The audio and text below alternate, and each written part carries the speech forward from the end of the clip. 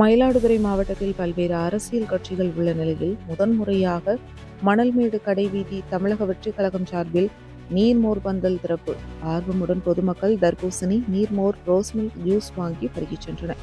தமிழ்நாட்டில் கடந்த சில தினங்களாக கோடை வெயிலின் தாக்கம் அதிகரித்து தொடங்கி மக்களை வாட்டி வதைத்துக் கொண்டிருக்கிறது. கோடை காலத்தில் தண்ணீர் பந்தல் அமைக்க தாவேக நிர்வாகிகளுக்கு கட்சியின் தலைவர் விஜய் உத்தரவிட்டுள்ளார். அந்த வகையில் மயிலாடுதுறை மாவட்டத்தில் பல்வேறு அரசியல் கட்சிகள் உள்ள நிலையில் முதன்முறையாக தமிழக வெற்றிக் கழகம் சார்பில் மணல்மேடு பேரூராட்சி பகுதியில் சுட்டெரிக்கும் வெயிலில் பொதுமக்களுக்கு, வாகன ஓட்டிகளுக்கும் பயனளிக்கும் வகையில் மணல்மேடு கடைவீதியில் வடக்கு ஒன்றிய செயலாளர் மனோகர் தலைமையில் நீர்மோர் பந்தல் திறக்கும் நிகழ்ச்சி நடைபெற்றது.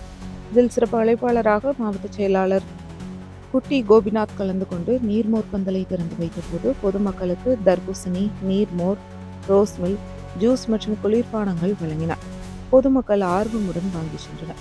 அது மட்டுமல்லாமல் பேருந்து நிறுத்தத்தில் நின்ற அரசு பேருந்தில் ஏறி பேருந்து பயணிகளுக்கும் நீர்மோர், ரோஸ் மில்க், தர்பூசணிகளையும் வழங்கினார். இதில் ஒன்றிய பொறுப்பாளர்கள் சுதாகர், வினோதினி, ராஜேஷ், பிரவீன் மற்றும் பேரூராட்சி பொறுப்பாளர்கள் சுபாஷ் உட்பட நிர்வாகிகள் பலரும் கலந்து கொண்டனர்.